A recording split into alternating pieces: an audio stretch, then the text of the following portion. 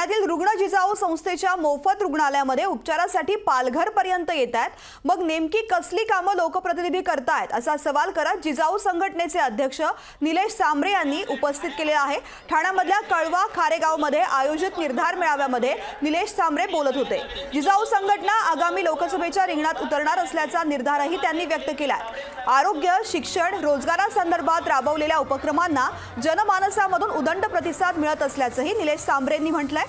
ज्या वेळी भूमिपुत्रांवरती अन्याय होईल त्यावेळी जिजाऊ यांच्या सोबत असेल असं प्रतिपादन देखील निलेश सांबरे यांनी या मेळाव्यामध्ये केलेलं आहे। निलेश सांबरे यांनी जिजाऊ संस्थेच्या माध्यमातून गेली 15 वर्ष ठाणे, पालघर, रायगड, रत्नागिरी, सिंधुदुर्ग या 5 जिल्ह्यांमधील अनेक गावं, तालुक्यांमध्ये जनसामान्यांसाठी अनेक मोफत उपक्रम राबवले आहेत।